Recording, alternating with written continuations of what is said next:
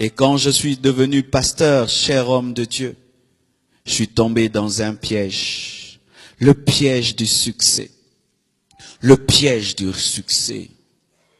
J'ai voulu devenir grand. Et qu'est-ce que je faisais?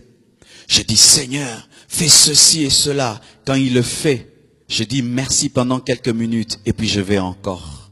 Et quand il donne, je veux encore. Et puis Dieu m'a dit, Marcelo, est-ce que tu sens quelque chose? J'ai dit quoi? T'es pas heureux? J'ai dit moi, oui, tu n'es pas heureux. Tu as un problème. Tu cherches à attraper la lune et tu ne l'attraperas jamais. Tu vis toujours dans le futur et tu n'as pas le temps de te réjouir du présent. Et à chaque fois que je fais quelque chose dans ta vie, tu es toujours dans des conquêtes. Alors que des fois dans la vie, il ne faut pas chercher plus. Il faut dire merci pour ce que tu as maintenant.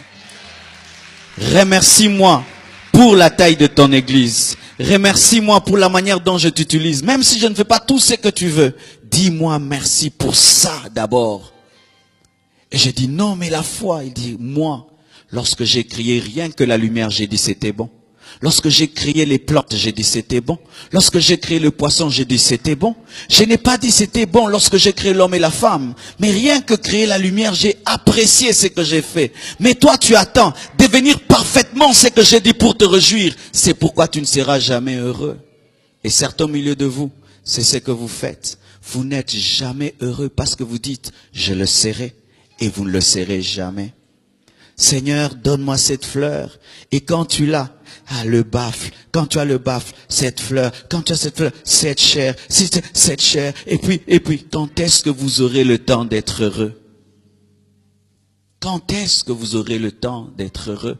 Si toute votre vie, vous pensez que vous serez heureux à la prochaine acquisition, quand j'aurai, quand je ferai, quand j'aurai, tu poursuis quoi? Le vent.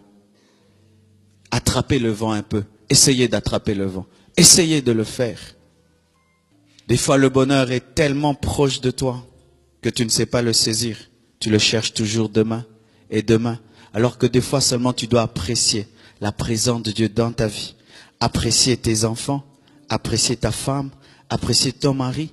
Même si tout n'est pas parfait, merci Seigneur pour ce que tu as fait. Et ce jour-là, j'ai cessé de courir derrière l'arc-en-ciel.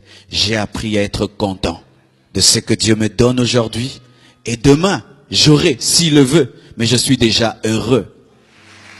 C'est pourquoi l'Ecclésiaste dit, vaut mieux une main pleine dans le repos que deux mains pleines avec beaucoup de stress. Beaucoup de stress. Vaut mieux peu dans la joie que beaucoup sans joie.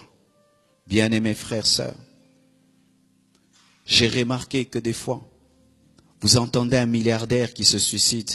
Tu as envie même de le ressusciter pour lui dire, vraiment explique-moi, comment toi, avec ces milliards, que moi je demande à Dieu des années, tu peux te suicider?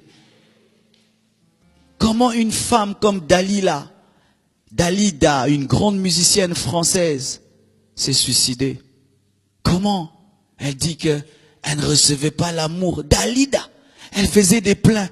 La salle était remplie quand elle chantait. Mais pourquoi elle se suicide? Parce que tu peux être acclamé sans t'acclamer toi-même. Tu peux être célébré sans te célébrer toi-même. Et une seule personne peut te révéler ta vraie valeur, c'est Jésus. Car c'est lui, l'architecte de ta vie. Vous qui attendez l'amour des hommes pour devenir heureux, vous ne le serez jamais, car l'homme ne vous a pas créé à son image, à sa ressemblance. Cherchez le Dieu qui vous a créé et son témoignage vous suffira. Et s'il lui dit que tu es merveilleux, alors tu es merveilleux. Mais l'homme actuel, il aime sa vie par le nombre de j'aime qu'il a sur Facebook.